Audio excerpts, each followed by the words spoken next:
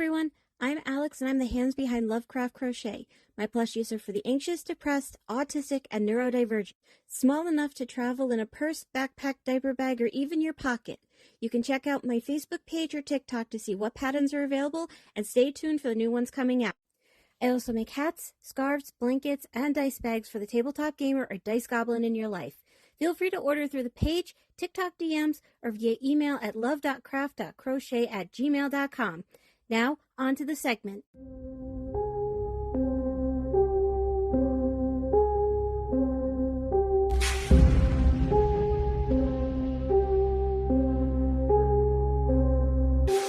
Urban legends, missing heaven, hookman coming for you, missing 15 minutes.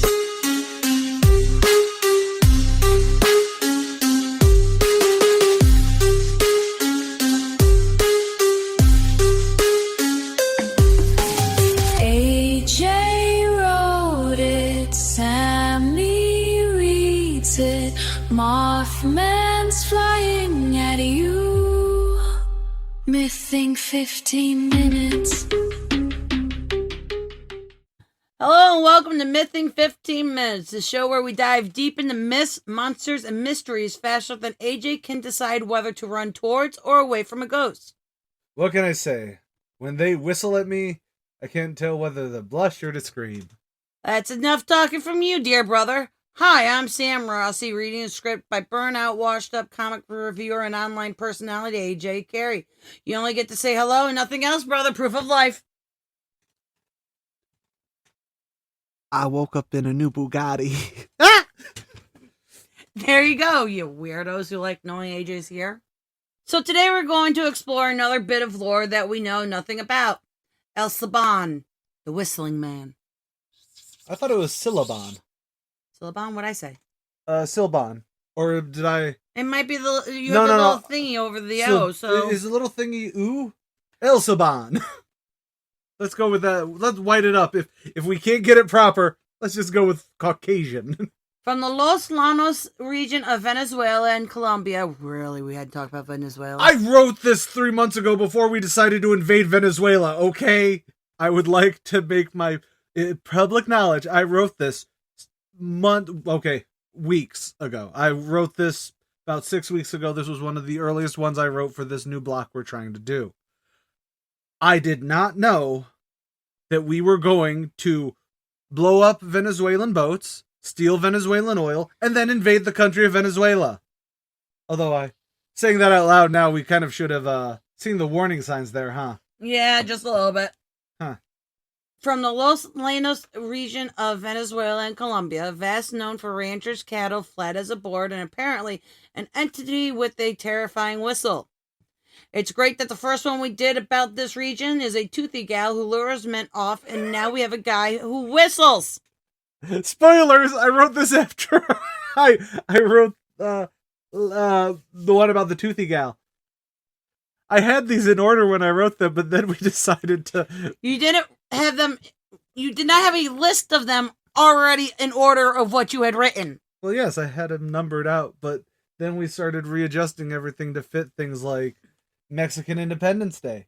That episode is much later. I believe we did it for Mexican Independence Day. This was readjusted. We rechanged the schedule so that we could fit more topical topics near events, although... You can argue Mexican Flag Day being 2 days ago does not qualify for Venezuela and Colombia. But, and you'd be right. We're being white people about this. I'm changing my answer to we reshuffled this because we invaded Venezuela and this is our stand against it. How's that sound? Try a different one. I was on Ambien at the time. We don't let you have Ambien. You don't sleep on Ambien. I'm not the one on trial here. You're the one on trial here. This one isn't quick whistle as you can mistake for a bird or something. And it's not even long whistle. You can't just say the wind is hitting a leaf just right. Nope. This is a specific whistle. Allegedly, it comes up with the musical scale and goes back down again. AJ, want to try it?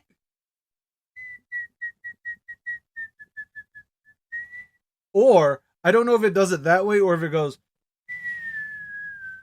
See, I was thinking... I'm so sorry for anyone listening to this with earbuds in. And I like to point out that I really can't whistle. However, the whistle I do works really well for dogs. Right. It is one of those things where I used to be able to whistle blowing out. I mean, blowing in.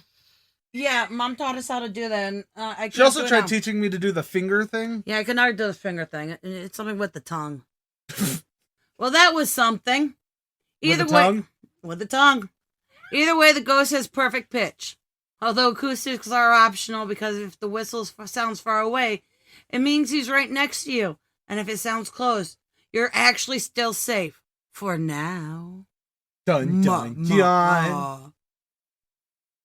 Here's a weird thing, though. That does mean that, in theory, with this ghost, or this folklore creature, entity, whatever you want to call it, entity probably sounds best, there is an equilibrium spot where he has to be close enough to you and far enough away from you that it sounds exactly where he's supposed to be. I don't know why. That blows my mind, yo. That's creepy. The ghost's origins vary, but most versions say he once was a spoiled young man who demanded venison from his father. When his father brought something else home, the boy snapped and killed him. Yes, it went from where's dinner to patricide in under 60 seconds. It escalated quick. And the boy was punished for it. Oh, he wasn't jailed or executed. Well, not outright. No. His grandfather ordered him beaten and slashed or attacked by dogs. His wounds salted with chili peppers and then executed. But he was cursed then to wander forever with a sack containing his father's bones.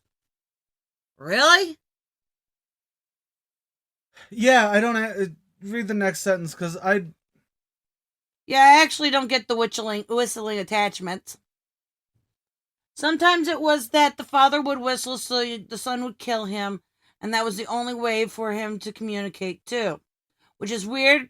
It's not in more versions of the tale. And that's what I think is weird. Like, there's no... Usually when you hear a ghost story, you know what I mean? Like, the slit-mouthed woman in Japan. She has a reason for the slats across her, her mouth being cut open like that. Yeah. Or any woman in white story we covered last week.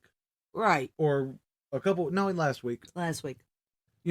There's a, hey, this happened, so they became a vengeful ghost. And here's their MO linked to their trauma. This is, the dude should apparently be like a horse or a deer person, maybe, because he wanted venison and now he gets to become venison. There's usually there's something. There's there. usually some sort of real retribution and not, he just whistles now. Now as a ghost, he whistles. There's a reasoning behind it, and you don't whistle for a deer. You can use a horn. You can use a horn, but that's a different story. Anyways, so yeah, Silban is said to target drunk men, unfaithful men, and anyone wandering alone at night. Your standard free-roaming moral spirit. Another supernatural relationship counselor with a grudge. Sometimes he simply stalks people as they walk alone. Other time he marks you and goes into your home ahead of you. Sits down, dumps out his sacks and bones, and counts them, ready to add yours to the collection. You have to admit, the paranormal bone inventory is not exactly on most ghost chore lists, but it is nifty. I think it's cool. Or repel him at the very least. Dogs, especially aggressive ones, will chase him away. Chili peppers remind him of his own torture, so it acts like a garlic. And cracking a whip in his direction because that is what he was beaten with. Essentially, you save your life by triggering trauma. That's nice. So nice. Similar to another tale we've talked about from that region, the legend thrives to a certain extent across Venezuela and Colombia today because it is a blend of cultural memory, societal? Societal? That's what I said. It was very much not. societal morality, and the generally just a reason to weary of the dark. Like usual, it's a wholesome moral wrapped up in pure nightmare fuel. So that's the legend of Silban, a whistling phantom whose presence is long felt before he's ever seen. Just to be clear, I'm good without hearing a whistle at night regardless. Not from birds, not from tea kettles, especially not when I'm alone at night from people. And I don't like people, so I'm alone some nights. Most of the time. Otherwise, I have AJ next to me. Now, I will say, that's officially the end of the script, but I will say that finding Latin America especially, I mean, generally anywhere where there's multiple groups of people, you'll have similar stories, so they kind of crossbreed. But I found doing Latin American folklore, by the way, if you notice, you didn't say the word folklore at all in this. Thank you. However, but when you do folk, like, especially Latin American, because it is such a rich and diverse group of people. Yes. As well as, Northern South America. I think Venezuela doesn't technically count as Latin America. I think it counts as South America. I count it all as Latin America.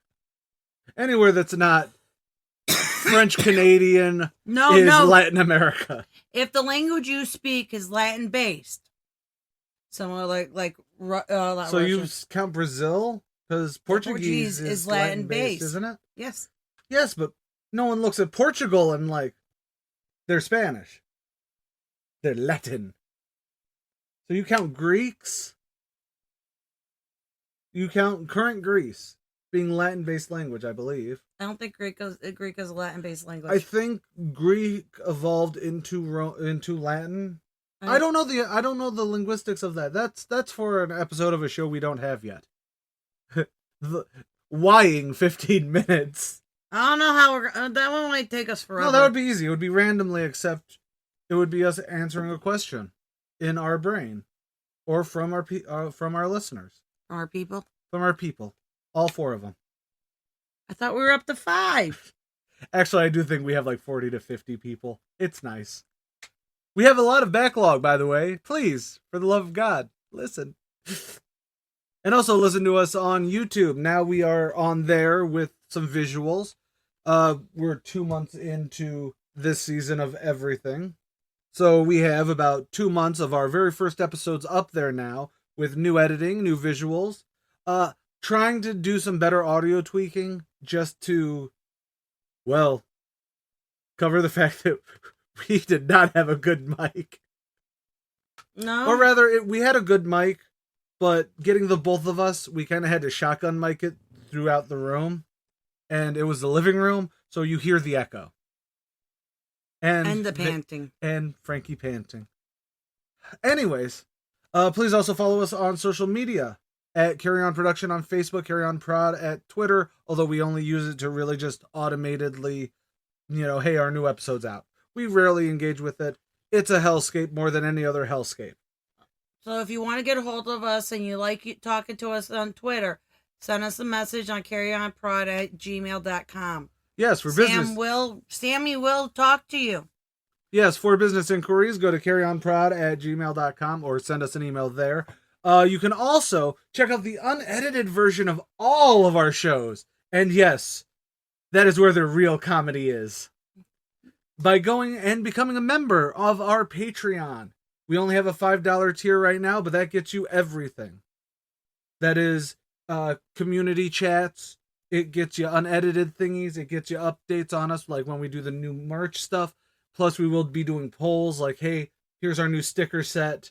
What do y'all think should be in it? As in, here's the visuals. Yeah, and stuff what do you like think that. would be a cool sticker for us to send out to you? And hey, $5. We will also, and anyone who becomes a new member, we do kind of give you cut this part out. So please join us on Patreon. YouTube memberships will come soon, hopefully. So please go like, share, subscribe over there, as well as on whatever podcast platform you're listening on. Anything else you'd like to say? Nope, I think we're good. Oh, go and listen to Killing 15 Minutes, as well as Blinking 15 Minutes. Thank you for missing 15 minutes with us. And remember, if you hear a distant melodic, Melodic. that was the word. If you hear a distant melodic whistle, he's already close. I'm Sam Rossi. And I'm AJ Carey. Later, y'all.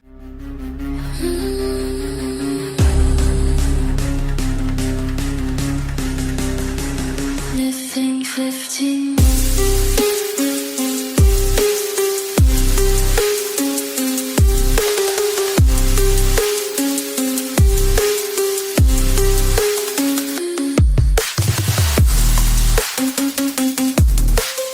Keep on carrying on. C-A-R-E. Y. Because Carry on production.